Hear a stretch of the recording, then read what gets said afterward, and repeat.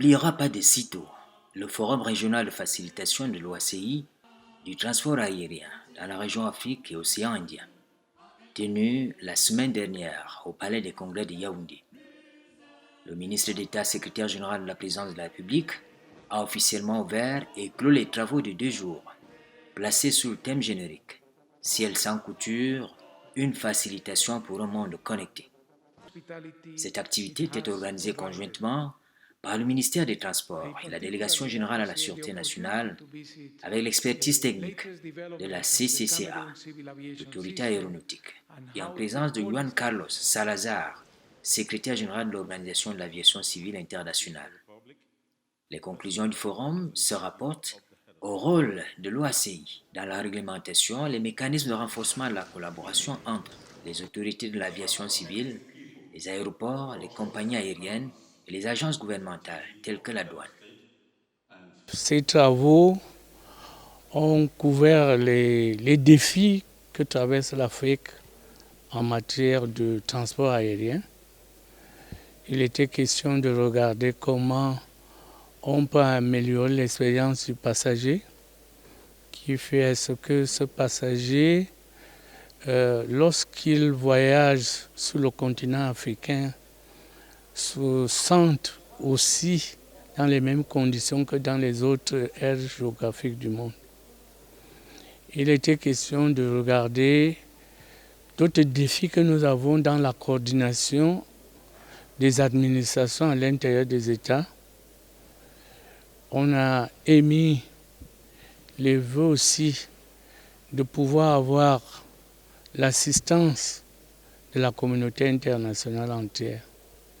Le Cameroun s'en sort à bon compte dans l'organisation de ce forum, axé entre autres sur la manière d'améliorer l'expérience de voyage de tous les passagers en examinant les aspects tout au long du voyage et les opportunités découlant des développements technologiques rapides.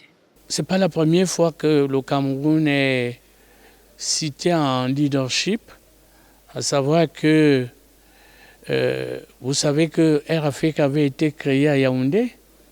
Donc, partir d'ici avec des résolutions fortes qui vont améliorer le transport aérien en Afrique, c'est déjà un leadership affirmé du Cameroun.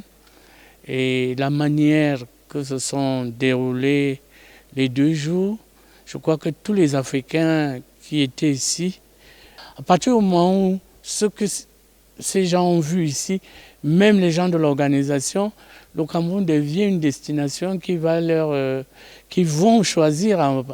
Donc, les difficultés dans le transport aérien, c'est qu'il y a des retombées directes, parfois aussi il y a des retombées indirectes. On n'a pas le temps d'élaborer ce genre de concept maintenant, mais ne regardez pas. Vous vous dites 300 personnes sont arrivées à Yaoundé, ils ont logé dans des hôtels, ils vont faire des achats. C'est ça l'aspect touristique, mais qui est soutenu par le transport aérien. Donc, il y a d'autres retombées, effectivement, au niveau de notre leadership sur la scène mondiale en aviation. Donc, il y a beaucoup de choses et que le Cameroun a toujours démontré, le savoir-faire. Moi, je pense que notre savoir-faire aussi donne aujourd'hui la possibilité aux Camerounais, partout où ils sont, un respect dans le cadre de l'aviation civile. Pour le représentant de l'État du Cameroun à ces assises, on a pu rassembler et discuter des idées se rapportant à la construction d'un système de transport aérien plus fluide.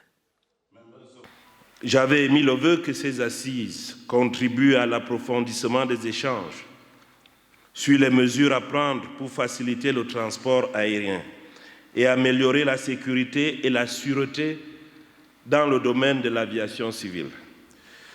L'intervention du secrétaire général de l'OACI que nous venons de suivre confirme que ces 2 jours de travaux à Yaoundé ont permis d'examiner en profondeur les contraintes liées à la mise en place d'un système de transport aérien fluide, intégré, sécurisé et efficient dans la région Afrique et Océan Indien.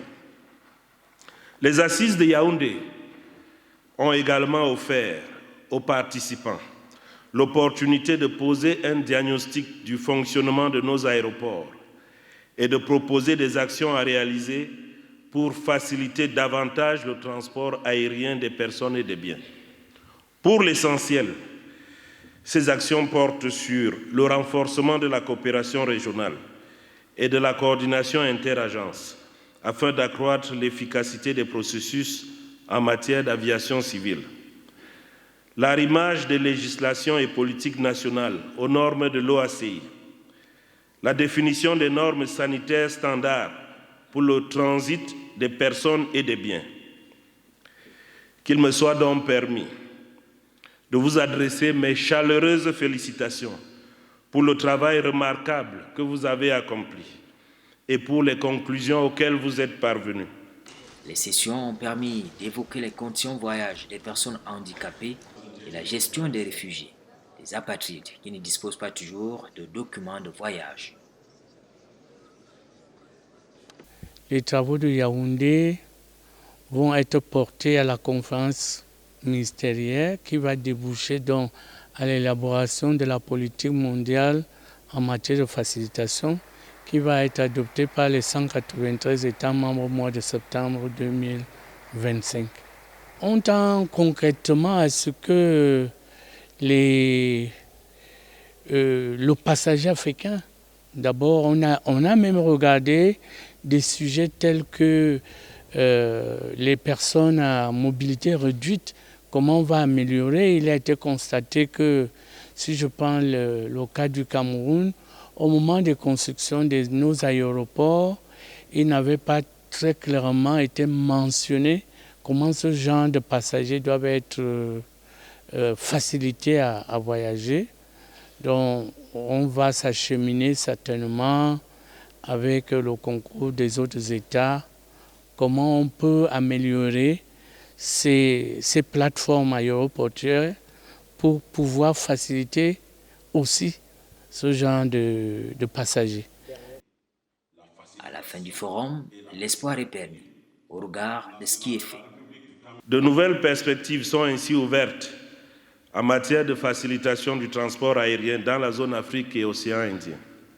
Elles contribueront sans doute à moderniser l'ensemble du système de transport aérien afin qu'il réponde le mieux aux défis actuels. L'enjeu majeur réside désormais dans la mise en œuvre par l'ensemble des acteurs de la chaîne de l'aviation civile des mesures issues de ce forum. Je suis du reste convaincu que l'OACI continuera, dans le cadre de ses missions, à accompagner les États dans l'implémentation de ces mesures.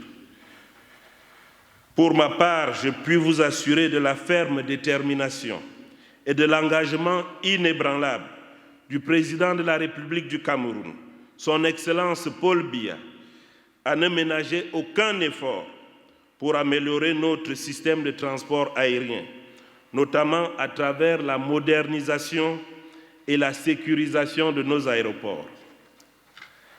Avant de conclure mon propos, permettez-moi une fois de plus de remercier les responsables des États membres de l'OACI, de la Commission africaine de l'aviation civile, les experts ici présents et toutes les personnalités qui ont bien voulu prendre part à ce forum. Je voudrais remercier chaleureusement M. Juan Carlos Salazar et Mme Adefunke Adeyemi pour leur participation active à ce forum et leur engagement constant en faveur du développement harmonieux de l'aviation civile. Mes félicitations vont également à M. le ministre des Transports et à M. le délégué général à la Sûreté nationale pour la parfaite organisation de ces assises. Il faut noter la présence à ce forum des autorités de l'aviation, des membres de la Commission africaine de l'aviation civile et plusieurs entités opérant dans les domaines connexes, telles les autorités de contrôle des frontières, les autorités de santé publique, les compagnies aériennes et les exploitants d'aéroports.